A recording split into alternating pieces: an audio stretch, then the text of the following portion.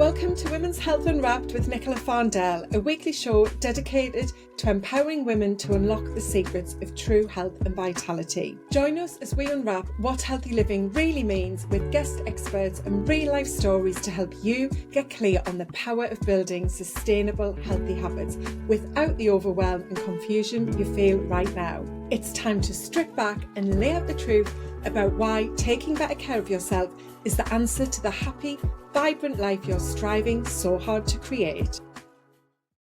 Hi, and welcome to today's episode, which is one of our menopause focused episodes that we're hosting across the summer to help you in your perimenopause and menopause season of life know how to give yourself more support, how to get back in control of your life, and to feel like you can have confidence to thrive through perimenopause, into menopause and beyond.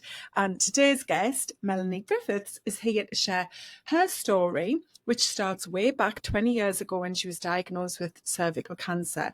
And she's going to talk about how she healed from cancer, but where that's led her to now really know why women have to be in control of their health way before those symptoms of menopause come, with a bang into your life. And she has some great techniques and tools that she uses in her own life and with clients, lots of fun things as well. So I think you're going to find some of this pretty interesting and maybe have some new cha-ching ideas about what you can do to feel good and stay in control through menopause. So welcome to the podcast, Melanie. It's lovely to have you here. It's lovely to be here. Thank you, Nicola, for inviting me on. I always love to chat about women in health. Yes. Women in health. We could be here for days. I know, and Melanie is a pro for sure, but has lots of different strands to what she does. So we won't be able to dive into all of it, but there's going to be so much wisdom that comes out in our conversation. But just to kick us off, I'd love to know a bit about yourself, Melanie, and what for you would you say is your most impactful healthy habit? Do you know what? I think it's movement. I've actually been thinking about this a lot over the last few weeks as I've been going through another layer of, I would call it menopause symptoms. Oh, I didn't even know that was a symptom. Right. I think, this is. So every time that happens, I think I go through sort of like a sweep of what I'm doing and how is this working? What do I need to adjust? And I think out of everything I do, and everything, as we've talked about, has a place. But I think for me, that if I had to pick one thing, it would be movement. I think because it's to do with that brain-body connection, communication, and literally activating the muscles, bones, joints, tissue. You're firing up so much blood flow, and even the fastest kind of movement meditational. So it's like I always bring a mindfulness to the dance floor. That's kind of how I describe it. Doesn't matter what I'm doing, and I teach a variety of different things, but I think if you bring that mindfulness into the movement, then it becomes so powerful. So I say movement, but it's conscious. I would call it conscious personal movement, really. Yeah, so movement is key for all the things I was talking about with activating the body, the joints, the muscles, the tissue, firing up everything that we're firing up in the system. But it's also the mindfulness into the space as well that I think I was about to say that I have to say I'm going to say bringing the mindfulness, but also I've gone out for a run and just gone for a run, without any kind of regard for where my head is.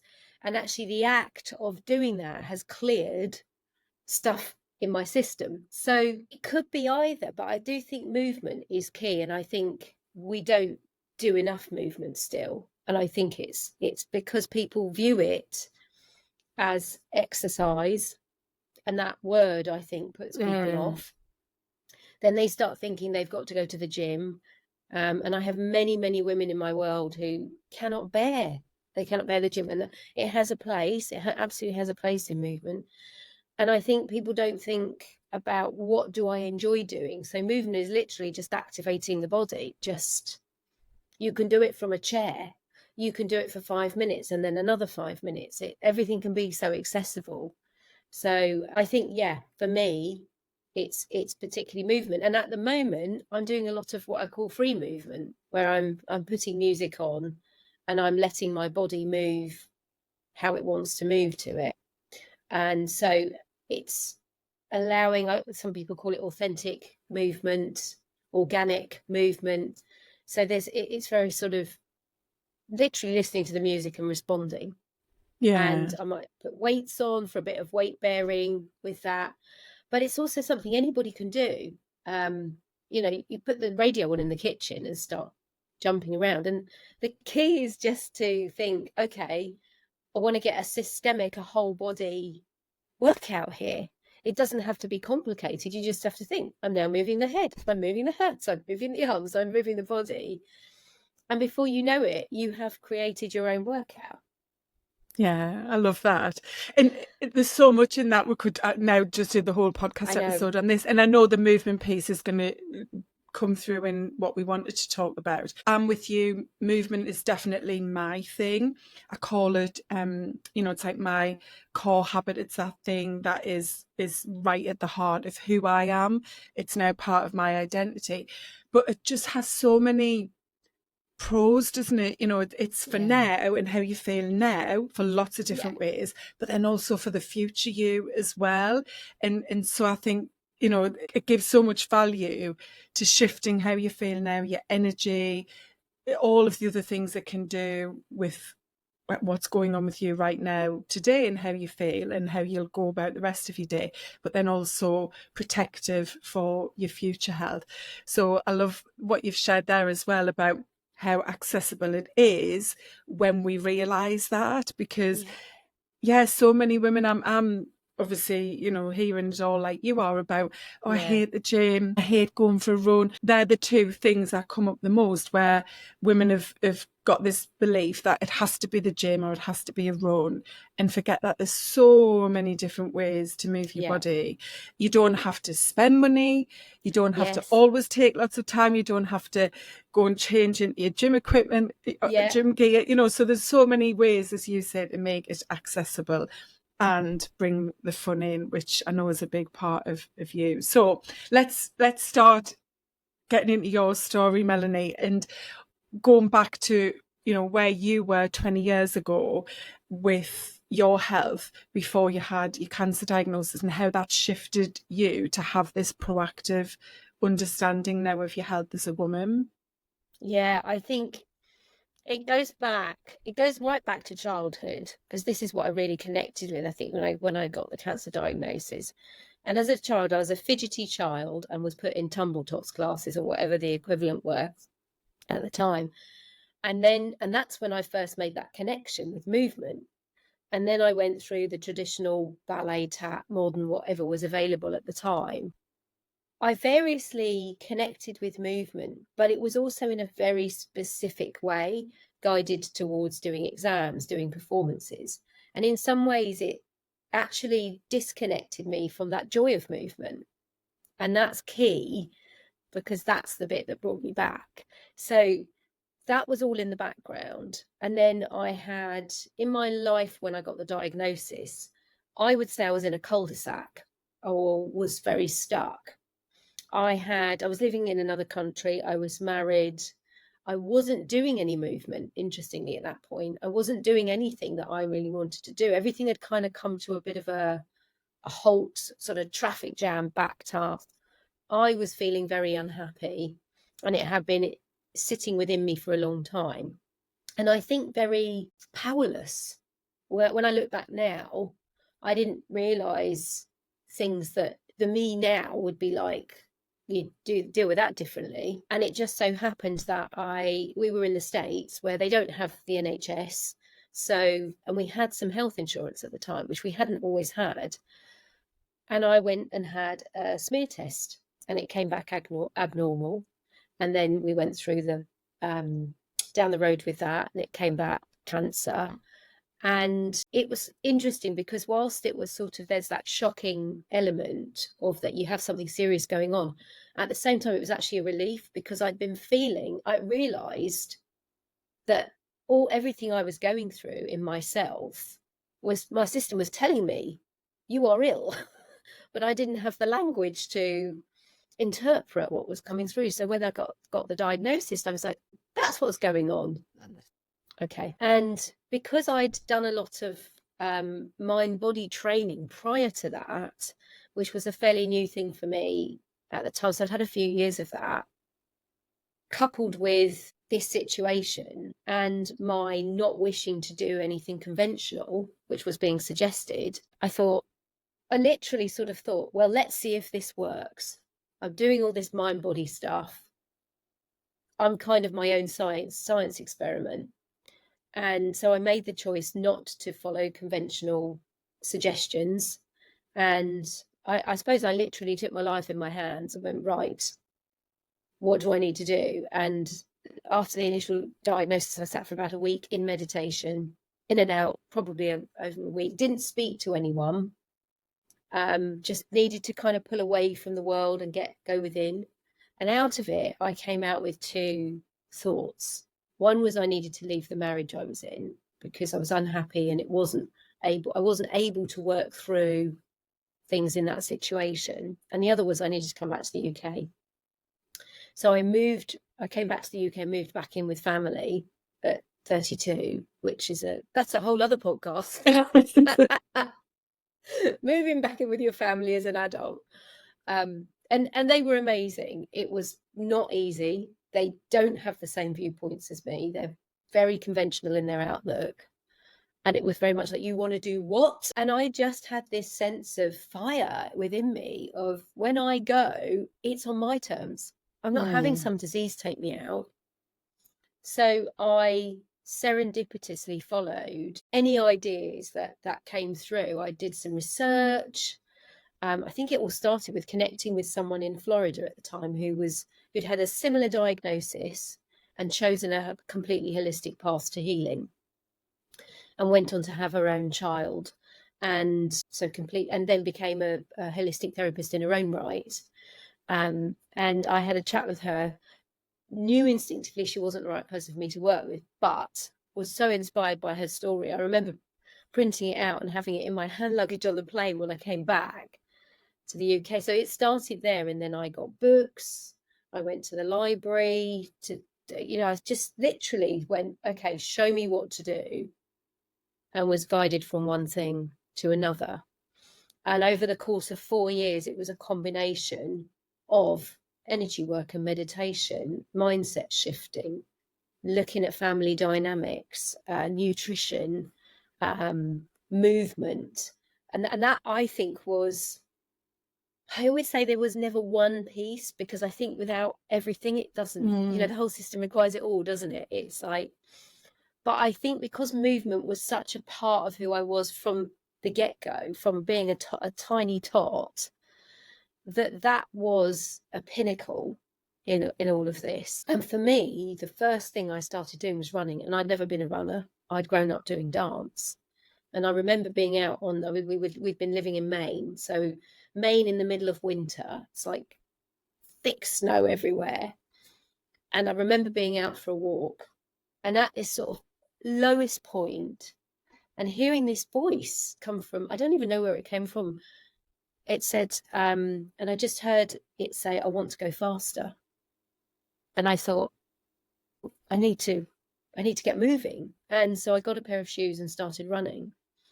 And I would say that first year, I ran every day. Never done it before, but it gave me this simplicity. And this is what I'm a huge fan of running, but I don't think it's for everybody. But all I needed was a pair of shoes and somewhere to go. And this is what I love about running, is it's so accessible. So I would just put my shoes on, and when I couldn't sit still because there was so much coming out, I would go for a run, and I would have my head in the air and my feet on the ground, and it would give me that sense of meditation through movement. And that's probably where I first connected with that sense of it's all in the mind as it is in the body. And I think from there I went back into my dance roots, but in a gentler way. And then it grew from there, and I started doing more different kinds of dancing, and then I trained in teaching, and then I eventually started to teach.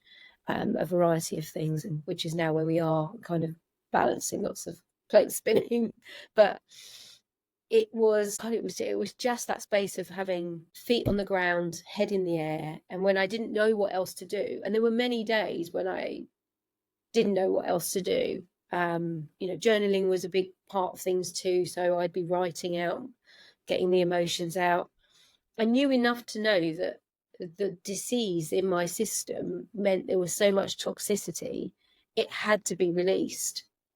It had to come out. And so basically everything I was doing were different ways of detoxifying the system to rewire and recreate the balance. And I think I always say I literally ripped the floorboards up of who I thought I was, and to rewire, and there was nothing.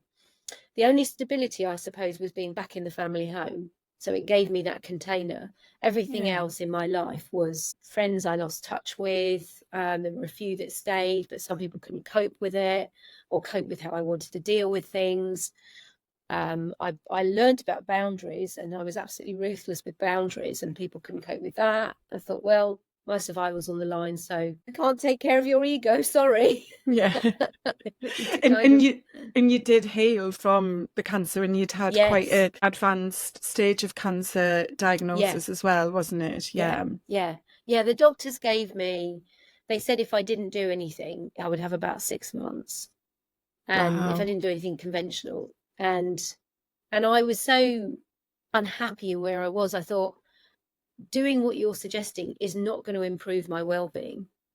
I know this. It's going to kind of, chop up my body a bit, but it's not going to change the demeanor that's going on inside. And that's what I have to deal with.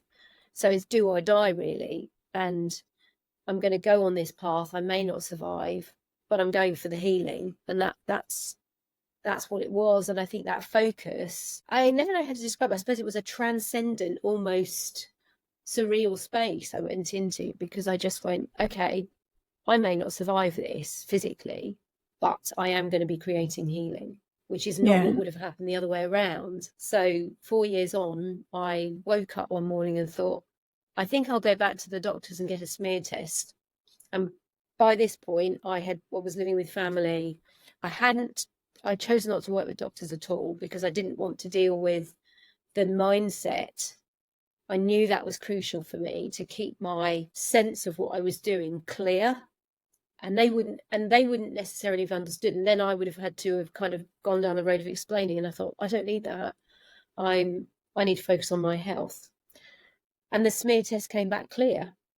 And I thought, wow, this stuff works. It's like, look at that. Oh, it's amazing. And I know when we chatted before, you said, this isn't about telling people that this is the right route for them, or even about persuading people this could be an option.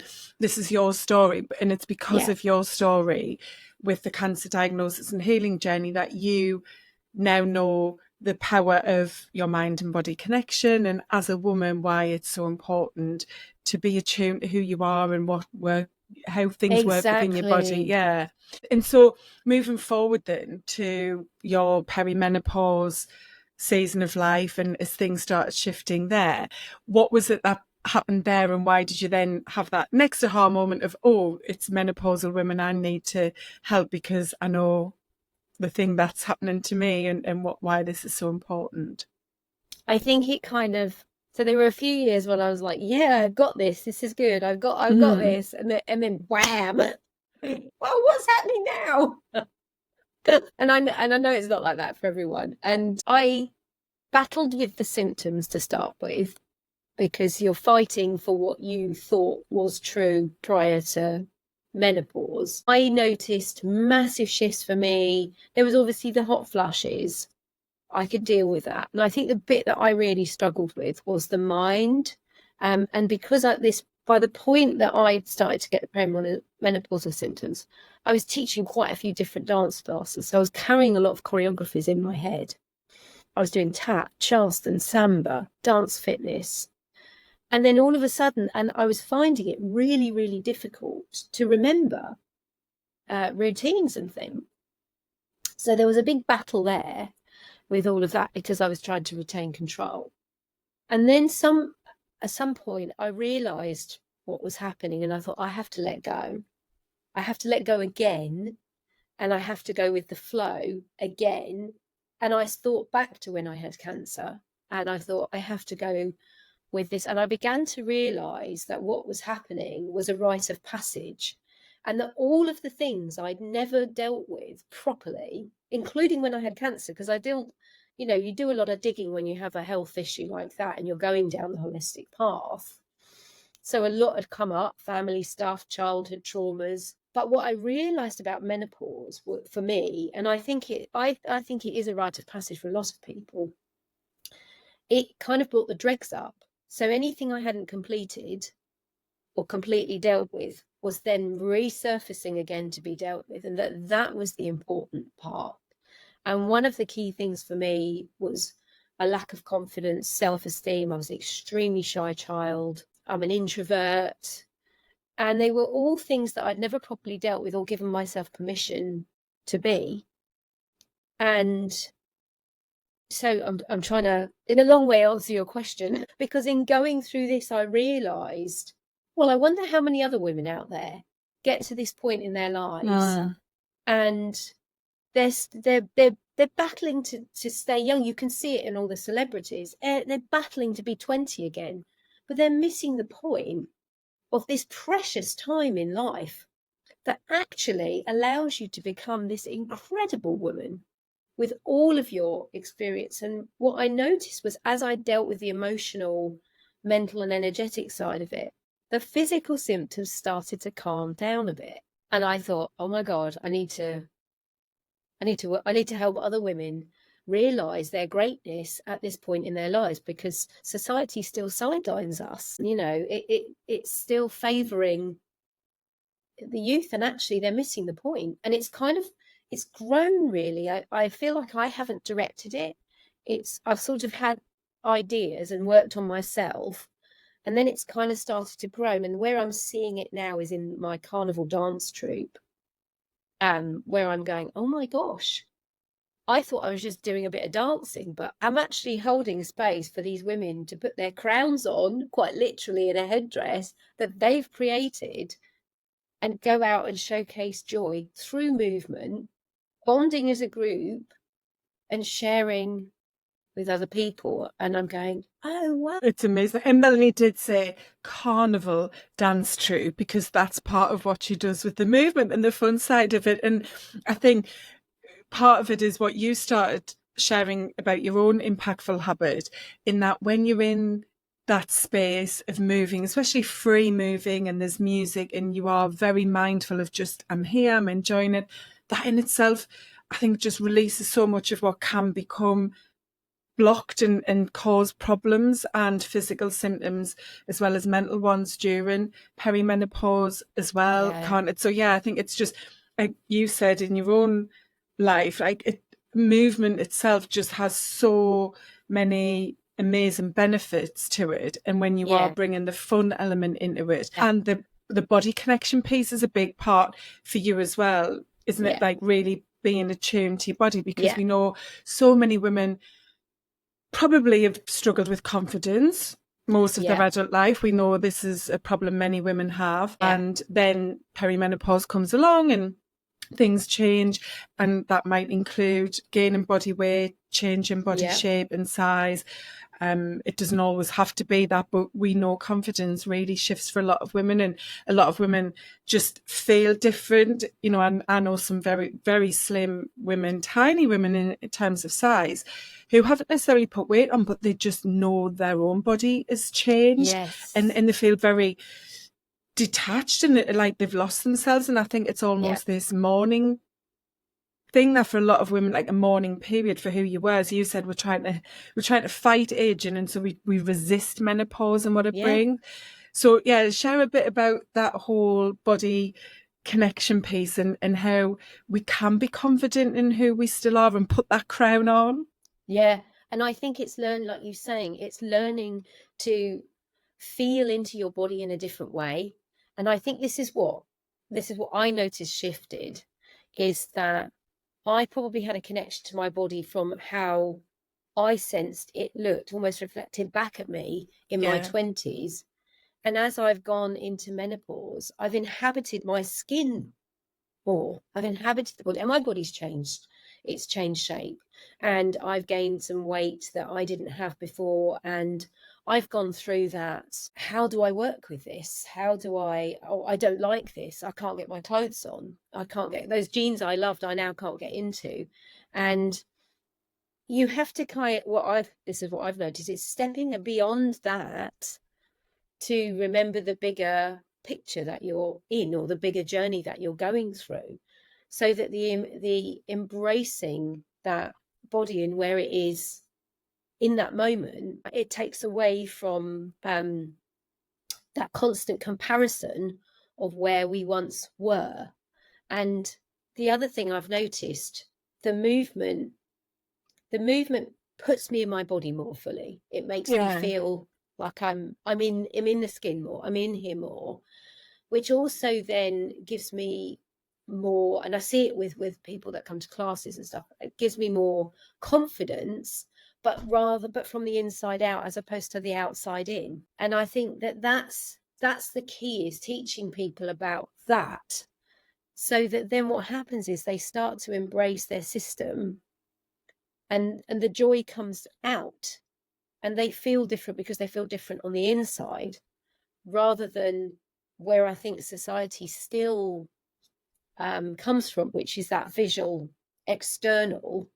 And of course we have social media, which is very visual, and so we're constantly seeing images all the time of how we think we should look. And the other piece I was going to say about movement was, I think women lose their way a bit, where they lose that connection, where the body is shifting, where the hormones are changing. So then what they were doing before menopause doesn't necessarily work anymore. And then they try to find something that does, but they sometimes come at it again from that space of, what should I be doing?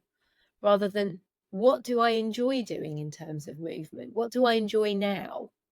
What would feel good now? And I think it's constantly bringing it back into the now, and doing the movement that we enjoy is the one that's going to allow our bodies to come back into balance, possibly a different balance than it was when we were in our 20s. Yeah. And that's the important piece, isn't it? It's you're moving forward into this new space that you can hold, and that is you, and knowing that you have this, hopefully very long next chapter in your life to live, and be, healthy and strong, and get as much happiness and joy from as possible. And you've touched on this a couple of times, Melanie, in that for many women, menopause is about trying to reverse it. And I've had conversations even with friends who've started HRT, and then they go, I know, but I haven't lost the weight, or I'm not back to where I was. And it's not about going backwards. And as you said, being where you were in your 20s, whether that's doing what you did, looking how you looked, thinking how you thought, this is about embracing the changes to still be someone who values themselves and can be confident. And I think for movement, it brings so much to you, ticking that box of showing how worthy you are of taking care of yourself to feel strong as well, doesn't it? So it's not about trying to reverse the physical changes as such in terms of how you look, but it's about, knowing that you can get back your strength, and if you work someone with confidence, you can get that confidence back, but in a different space and season of life, isn't it? And embracing what that new body is feeling like now. And I think what we forget is that actually what we're drawn to and attracted to in other people is their joy and self-confidence.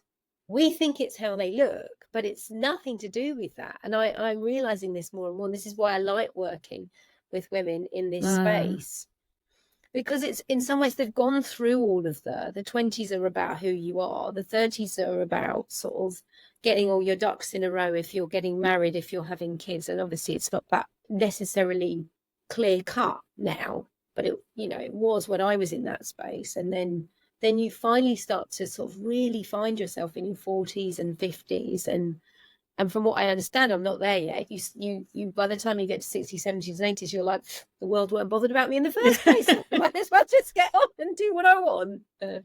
Exactly. And so part of your journey has been that realization of, when you are someone who takes care of themselves and has good habits to feel strong and well and bring that joy and happiness out, you're in a much better place than someone who doesn't have those when perimenopause starts to change things. Absolutely. Yeah. That's the message, is get that foundation in place.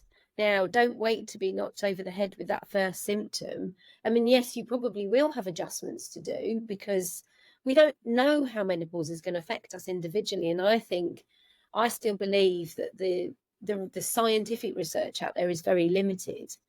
I still think there's a lot that people go through that they don't talk about. Yeah. It's vast. And so it's getting that in place, that to get to know yourself, get to enjoy yourself, and put the things in place that you like, and be prepared to tweak and adjust as you go. And I think that's so key, because then if things do knock you off course, and life does, doesn't it? It throws you curveballs, stuff happens.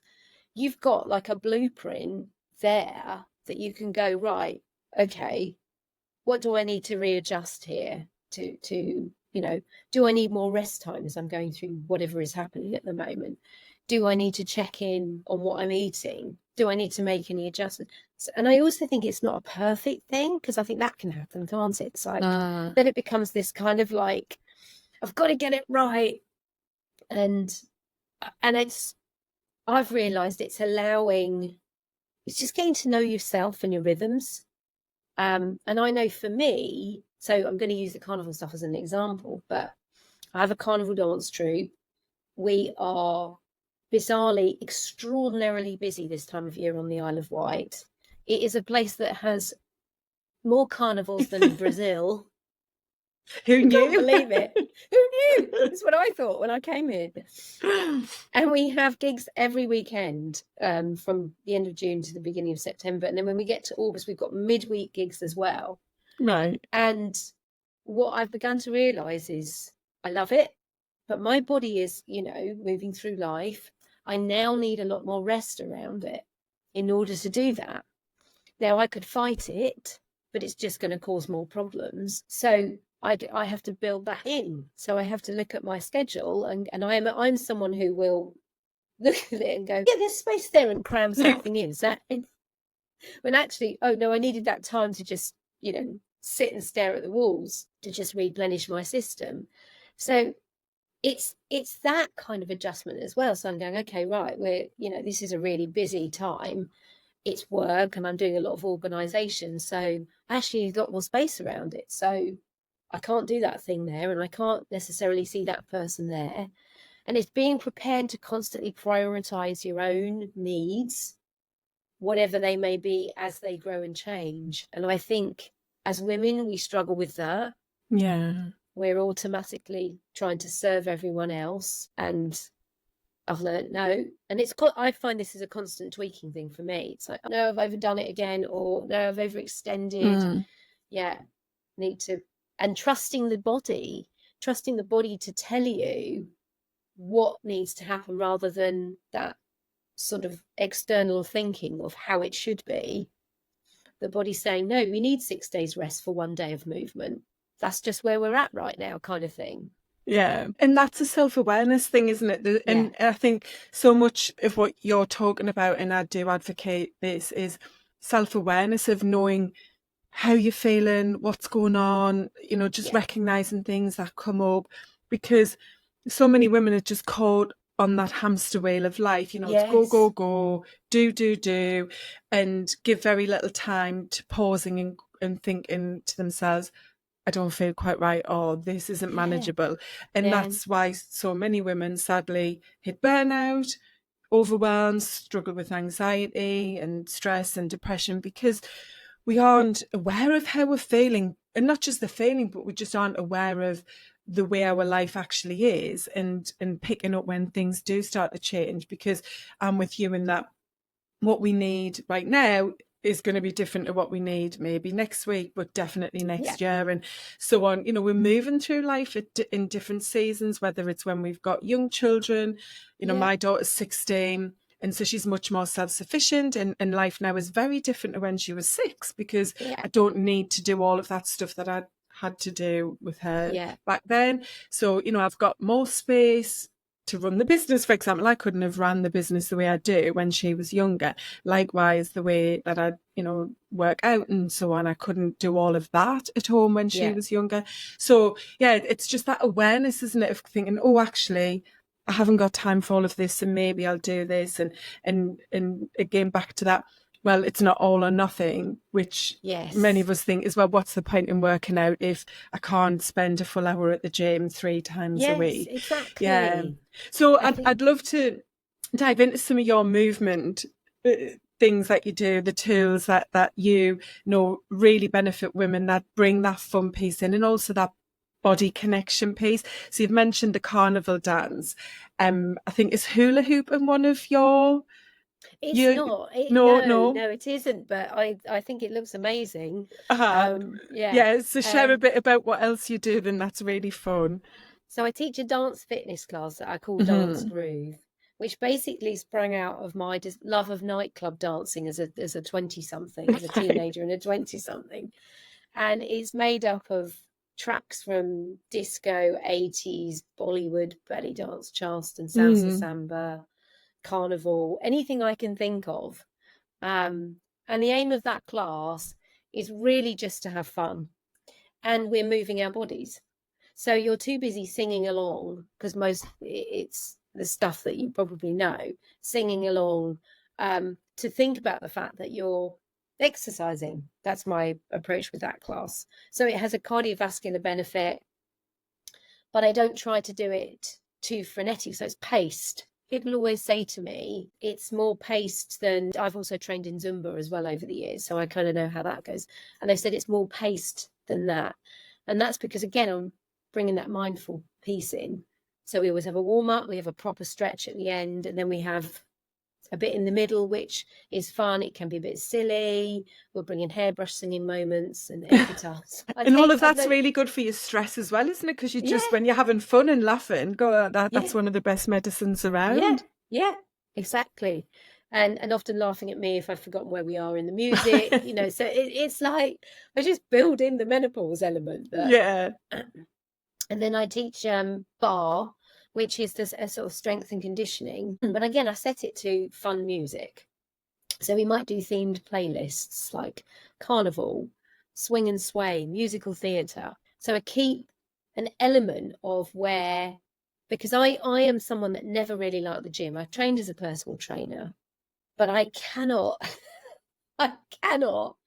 really struggle with the weights element. So I thought, how can I make it fun? Because I'm not going to do it otherwise. And I understand the benefits of weight-bearing exercise. This is how we bring in the sort of the ballet bar-based weight-bearing exercises and set it to sort of fun music. And then I also teach a class I call Dance Chillax, which is barefoot, lyrical movement, a bit stretchy, and it's set to kind of world music. So upbeat, think Ibiza, chill out stuff. Oh, yeah. Yeah. Buddha bar, that kind of thing. So simpler patterns of movement. It's very much about feeling your way into movement. And that class is really about getting people to really go, well, when I move the arm like this, how does that feel? So if you looked at that class from the outside, you think, what the hell is going on there? It just looks a bit weird. But what you've got is people moving in a very authentic way within certain sequences, but there's also a bit more free dance in that class as well. And then the class that's sort of taking over at the moment is the carnival dance. That seems to be having a whole resurgence, and that's come from... So I originally studied Brazilian samba with both Brighton and London schools of samba, and I've done performances with them. And then when I moved to the Isle of Wight, I wanted to continue, so I decided to see if there was a samba band on the Isle of Wight. there won't be a samba band on the island. Well, there were three. That's because you have so many carnivals. Yes, yeah, exactly. So I contacted one and I said, have you got a dance troupe I can join? This is 10 years ago. And they said, no, would you like to start one? And I thought, in my head, I thought, no. I went, yes, okay. Yes. And that's how that came about. Oh. And that's really shaped itself over the years, particularly since COVID, the last few years. And in that one, we do fairly simple, we learn simple sort of what I call carnival sequences. And I run it as a course now, 6-week course. People can do that and join. And then we'd have monthly meets. And then when the carnival season kicks off, we take all of that and take it all out on the streets.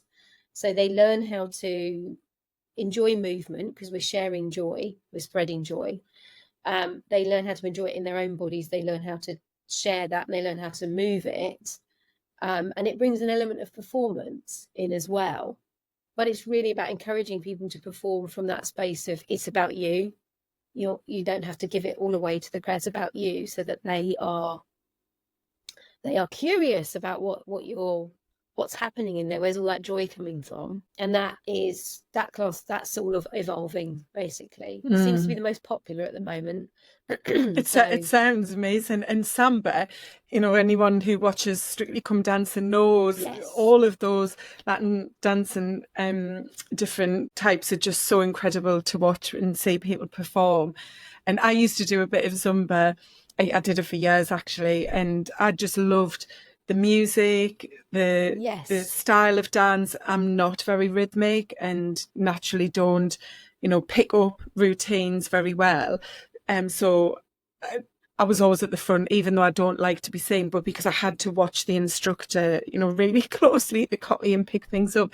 But yeah, I just love that element of music. And this is interesting, actually, as you were sharing all of that, Melanie, I was thinking about myself in that right now where I am in my movement journey, I work out at home. I've got a garage in the gym in the garage with quite a lot of equipment.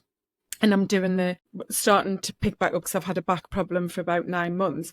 So I'm starting back with strength training. I'm going to start doing some Pilates with someone locally to help with my back and make sure I'm building that core strength.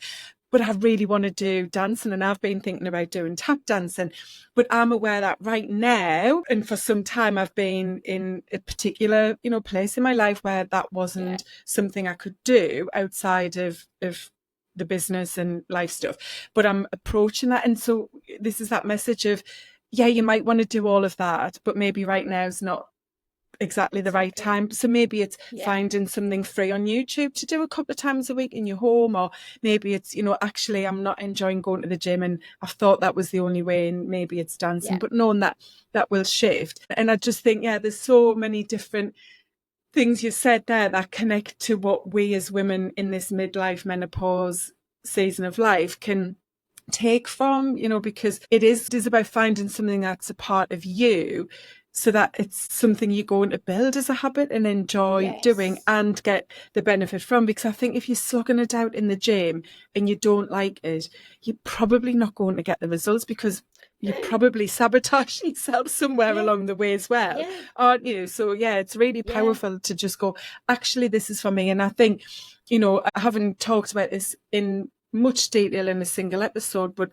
referencing that it is that blend as well of cardio, something that gets your heart rate up and gets you out of breath, and something, as you said, weight bearing, that strength element is so vital for women. But that doesn't always have to be lifting weights. There are other ways to do that part, aren't there?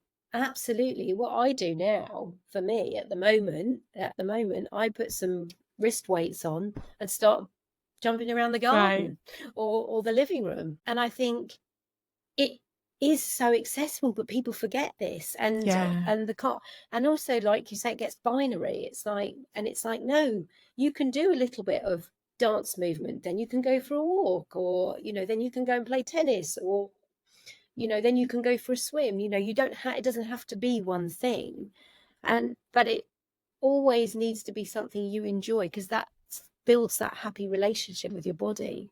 And I think what you were saying about slogging it out in the gym, all you're doing is creating a negative relationship with your body if you're not enjoying it. And you know, and then the system sort of does this, it shuts down and says, you know, and then people go, oh no, I don't like exercise. And it's like, we all love Yeah. exercise. Look at your body. It's designed to move. Just find the thing that you love. Yeah. Yeah. So that brings us nicely to wrapping up with 3 simple steps you would suggest to someone listening who wants to get more movement into their life. What would you suggest they can start with to build that movement as a habit for themselves? I would say, think about what you like doing in terms of movement. If you like walking, you can literally 5 minutes around the block one way, 5 minutes back. You've built up, you've got 10 minutes right there, and then you build on that. If you like music, just literally put the radio on or some of your favorite tracks, or I've got YouTube playlists I've created, put that on and just start wildly dancing around your living room. If you want to add weight bearing, then you can either, I mean, keep making it really like no cost, couple of water bottles, filled water bottles.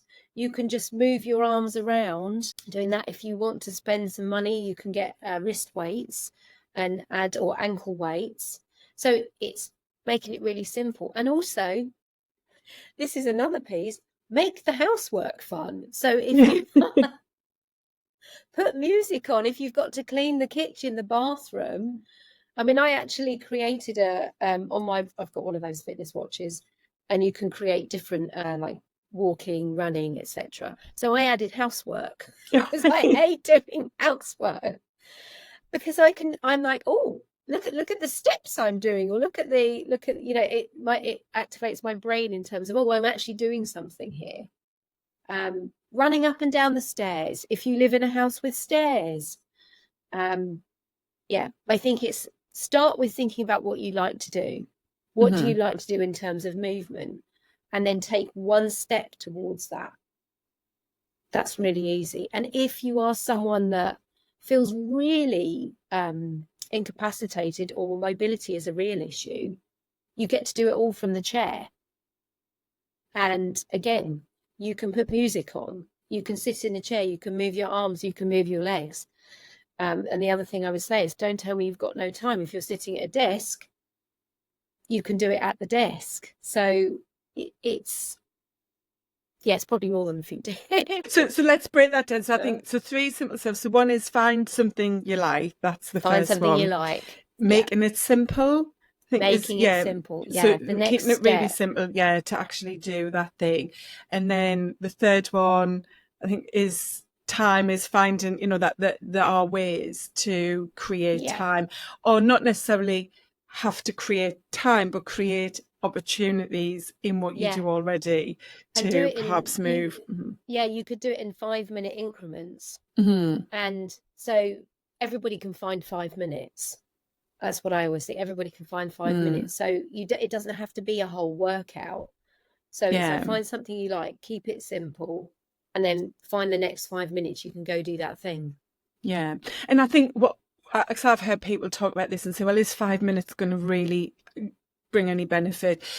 Absolutely. Sometimes maybe, as we said, you know, to switch off, to get mindful, to just help to de-stress, etc. In terms of building better cardio health and more strength, muscle, bone density, perhaps not, no. But the thing is, those 5 minutes are probably going to build up over time, because you'll realise that you do just feel better, that, you know, you release some of that anxiety and stress, or it helps you to have a clearer mind to know what to do next in work, or, you know, all of those mini benefits you can get in the present from moving your body. But then that does lead to you feeling better and thinking, actually, there's more I can get from this if I add an extra 5 minutes on. And then it's about becoming a person who moves their body rather than I have to exercise. So those 5 minutes are a starting point and grow. But I think it's about grabbing those, you know, like micro moments to move, even if it's just, I'm going to the loo, actually I'm going to run up and down the stairs a few times, or I'm going to do 10 squats every time I visit the loo, or put the kettle on, and, you know, and build up. Because as well, be a person who moves all of the time rather than only moves when they work out, because there's you don't want to just work out twice a week and then sit down for the rest of your days and hours. Which is, I would say, the other thing is make it daily. Make it daily. I think that's really important, because if you start with 5 minutes daily, that is going to make a difference to your overall health and well-being. Definitely. It will build up. And you will find you will probably do more than 5 minutes when you won't even think about it, and the time will just be there. So yeah, definitely. Great. Good advice. So lots to share there. I think lots of inspiration just in your own journey and realising how important it is to connect to your own body and protect health, but then make a movement a big part of your toolbox to support you being strong through menopause. So if someone wants to connect, I mean, if anyone listens from the Isle of Wight, then please get yourself to this carnival class, take some photos and share it. Are you full? Yeah, we are half full. We are half full, and it's only July, so yeah. Amazing. But yeah, if you want to let people know where they can connect, and of course, I'll pop everything into the show notes as well. Yeah, I'm on Instagram as Movement Melanie. I'm on LinkedIn as Melanie Griffiths. And I'm on Facebook as Melanie Griffiths as well. So, and I think I've got a Facebook page, Movement Junkie. Oh, fantastic. And Melanie does, as I said at the start, lots of other things as well. So she's really into, healing and energy work, clairvoyancy as well, which we could do another episode on at some point. But yeah, lots of, as you've heard, it's very much finding the pieces of the puzzle that will help you, and then creating your own unique puzzle, but knowing that it's a combination and a balance of things, as opposed to, well, if I just eat the right food, that's job done, because there's all of these different mind-body pieces to it, which I love talking about. So thank you so much, Melanie, for your time and sharing your story and giving us some thoughts on how we can maybe move a little bit differently as well. Thank you. Oh, thank you for having me on the show. It's been great. Love it. Yeah, brilliant. Thank you. Thank you so much for joining today. If you've enjoyed the podcast, please remember to hit subscribe so you never miss an episode. It would be massively appreciated if you could leave a rating and review to help other women discover the podcast and build their own healthy, happy life. If you're struggling with the changes perimenopause is bringing your way and you're ready to reclaim your vitality, to embrace this new chapter of your life with confidence and joy, then why not download our free guide, 10 Ways to Feel Good Again, your perimenopausal revival guide. Inside, you'll get 10 proven ways to enhance your well-being and rediscover the joy of living life to the fullest. And we all want to live a great life, don't we? So download your free guide now at lifenowcoaching.uk/feel good again. The link is in the show notes. You can follow Life Now Coaching on Instagram and LinkedIn, and visit our website at lifenow.uk. All of the links are in the show description. I really hope you've enjoyed today's topic and conversation, and can't wait to have you back again next week for more tips on living healthy and happy right now. Take care.